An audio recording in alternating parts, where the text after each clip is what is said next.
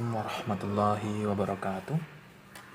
Kembali lagi di channel CMP Community, Jogja Melek Politik Community.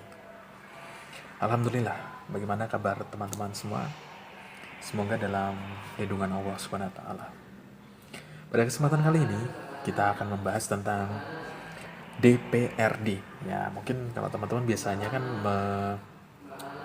dengar DPR RI, tapi kali ini DPRD. Ya, jadi DPRD itu adalah Dewan Perwakilan Rakyat Daerah. Nah, DPRD ini mirip atau sama persis dengan DPR RI, hanya saja skalanya itu di tingkat kabupaten kota atau di tingkat provinsi. Nah, dari segi tugas dan wewenangnya juga sama, yaitu sebagai wakil rakyat dalam artian umum, tapi dalam tugas-tugasnya itu adalah ada tiga. Yang penting itu adalah legislasi, ada budgeting, dan ada pengawasan. Ada tiga itu ya, legislasi, membuat undang-undang atau peraturan, kemudian budgeting, yaitu soal anggaran ya, menentukan anggaran. Kemudian yang ketiga adalah pengawasan, itu mengawasi eksekutif. Eksekutifnya itu kalau di tingkat daerah yaitu pemerintah daerah atau pemerintah kota atau pemerintah provinsi. Nah, biasanya anggota DPRD ini tergantung dari luas wilayah dan jumlah penduduknya, teman-teman. Semakin besar luas wilayah dan jumlah penduduk, semakin besar pula jumlah anggota dewan tersebut. Contohnya di Jakarta, di Jawa Barat, Jawa Timur. Wah, itu besar-besar semua provinsinya. Jadi jumlahnya juga besar, sekitar 100 gitu ya. Nah, beda dengan kabupaten kota yang kecil, nah, paling hanya 40 ya. Nah, mereka ini biasanya dipilih melalui pemilu. Nah, kemarin terakhir adalah pemilu serentak ya, 2019. Oke, kemudian DPRD ini juga kalau di tingkat daerah dia mengawasi SKPD terkait atau satuan kerja perangkat daerah seperti dinas, kemudian kecamatan, badan usaha milik daerah, dan lain sebagainya. Biasanya ada komisinya, bisa 4 sampai 5 komisi.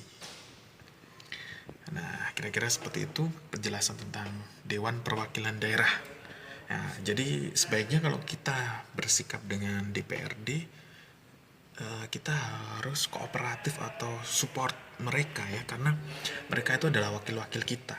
Jadi meskipun banyak pro kontra, ada kasus korupsi dan lain sebagainya, tapi mereka itu adalah wakil kita.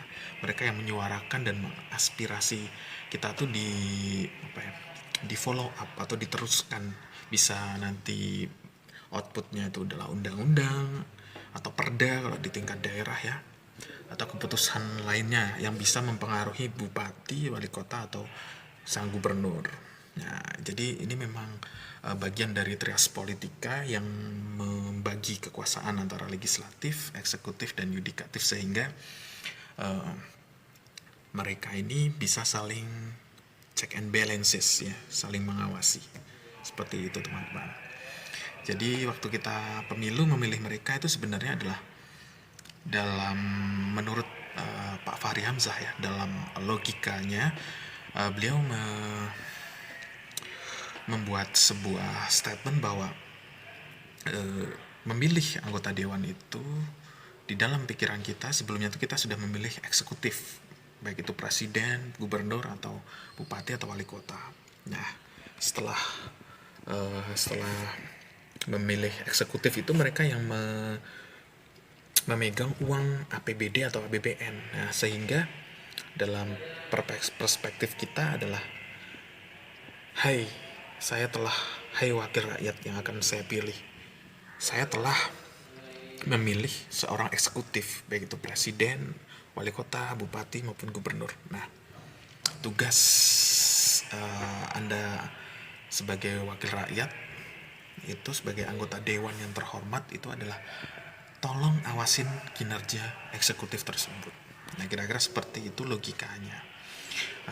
Beda lagi dengan eksekutif, misalkan memilih presiden, wali kota, atau bupati. Di dalam mindset berpikir kita, itu, hai calon pemimpin daerah, provinsi atau nasional, uang rakyat sebesar ratusan triliun atau ratusan miliar itu tolong gunakan sebaik mungkin. Nah, saya punya uang, tolong gunakan sebaik mungkin untuk sebesar-besarnya kepentingan rakyat. Itu kalau kita memilih eksekutif. Jadi kita milih yang bisa mengelola keuangan atau uang negara atau uang provinsi, uang kabupaten untuk kepentingan rakyatnya. Kira-kira seperti itu penjelasan tentang Dewan Perwakilan Daerah.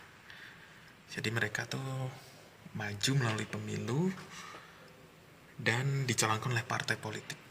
Dan partai politiknya tentu partai politik peserta pemilu. Kira-kira seperti itu. Mohon maaf ini tidak ada tripod, jadi agak susah saya untuk memegang kameranya.